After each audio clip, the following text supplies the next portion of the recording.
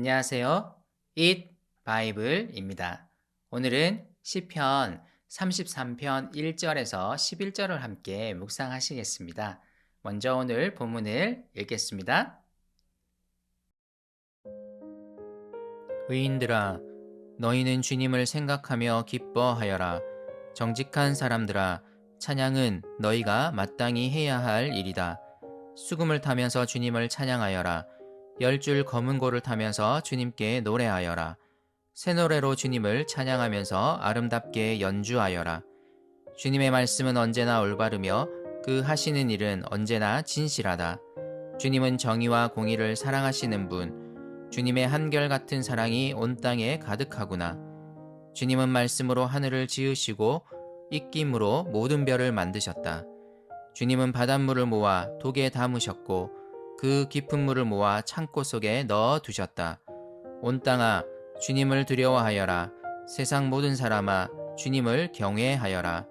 한마디 주님의 말씀으로 모든 것이 생기고 주님의 명령 한마디로 모든 것이 견고하게 제자리를 잡았다. 주님은 뭇 나라의 도모를 흩으시고 뭇 민족의 계획을 무효로 돌리신다. 주님의 모략은 영원히 흔들리지 않으며 마음에 품으신 뜻은 대대로 끊어지지 않는다. 제가 청소년 시절에는 교회마다 찬양팀을 만드는 것이 유행이었습니다. 각종 현대식 악기를 구입하고 찬양팀을 만들어서 예배를 찬양팀의 찬양 인도로 시작했던 기억이 아직도 눈에 선합니다.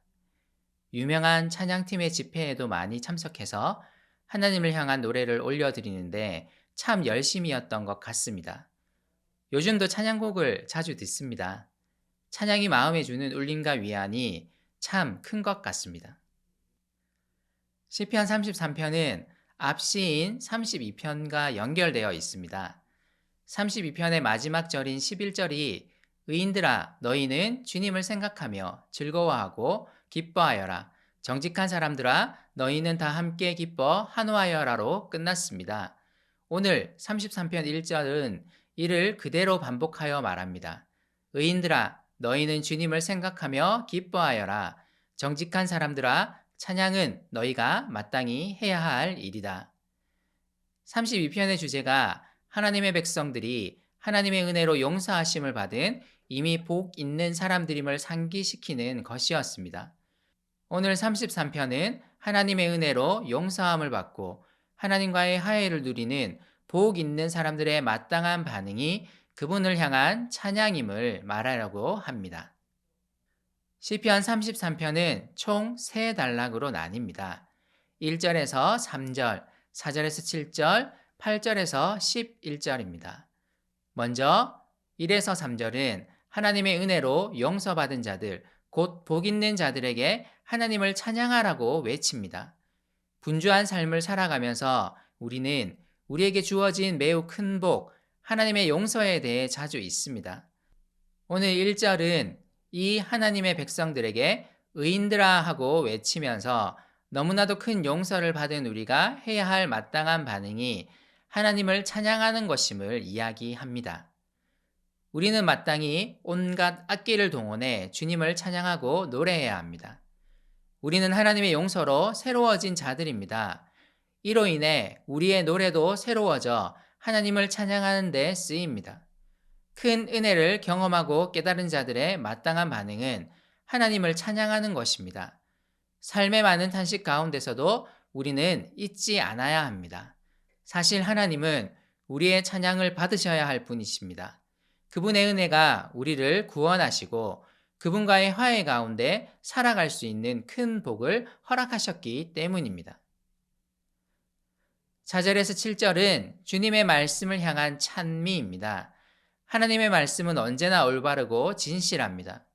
우리가 매일의 삶에서 이를 노래할 때 우리는 하나님의 말씀을 마음에 새기는 삶을 살아갈 수 있습니다. 세상의 메시지가 아닌 하나님의 말씀이 올바르고 진실합니다. 그리고 그 하나님의 말씀은 온 창조 세계를 움직여 나가는 원동력입니다. 하나님의 말씀으로 인해 온 세상에 주님의 정의와 공의, 사랑이 가득합니다. 5절은 매우 중요한 구절인데요. 세상에 가득한 하나님의 정의, 히브리어로는 미시파트라고 합니다. 그리고 공의, 히브리어로는 체다카입니다. 또한 사랑, 히브리어로는 헤세드입니다. 이것을 노래하고 있습니다. 이 체다카, 미시파트, 헤세드는 구약 전체에서 하나님의 통치 원리를 말해주는 매우 중요한 표현입니다.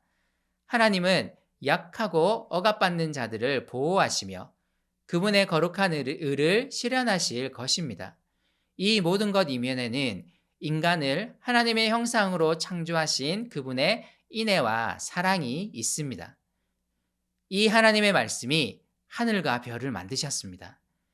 제어하기 힘든 물까지 그분의 말씀에 순종하여 한 곳에 모였습니다. 고대인들에게 물은 가장 제어하기 힘든 물질로 여겨졌는데요.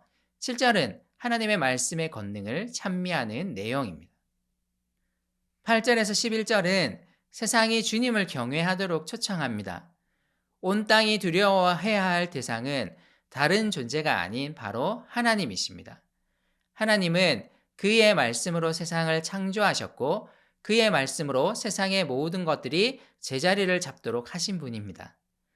여러 민족들이 하나님께 반역을 꾀한다 할지라도 하나님은 그 모든 시도를 흩으시고 무효로 돌리실 것입니다. 그 어떤 존재도 하나님을 반역할 수 없습니다. 하나님의 계획과 언약은 영원히 흔들리지 않으며 사람들을 향해 품으신 뜻은 절대로 끊어지지 않을 것입니다. 세상뿐만 아니라 우리도 이를 신뢰해야 합니다. 하나님이 우리를 향해 약속하셨습니다. 지금 우리가 세상에서 여러 어려움을 당하지만 우리에겐 그분이 주시는 영원한 생명이 약속되어 있습니다. 하나님의 이 약속은 결코 흔들리지 않을 것입니다. 하나님이 하신 말씀은 반드시 이루어질 것입니다. 그러므로 주님을 찬양합니다. 오늘 말씀이 어떻게 다가오십니까? 하나님의 약속, 그분의 말씀에 기댑시다. 하나님은 마침내 그분의 정의와 공의, 그리고 사랑이 실현되는 그분의 나라를 완성하실 것입니다. 우리는 이 세상에서 나그네이며 마침내 돌아갈 그분의 나라가 있다는 사실을 잊지 맙시다. 하나님의 약속, 하나님의 말씀은 흔들리지 않습니다. 이 말씀이 오늘 우리의 삶에도 역사하실 것입니다. 그러므로 오늘 그분을 찬양합시다. 우리는 마땅히 그분을 찬양해야 합니다.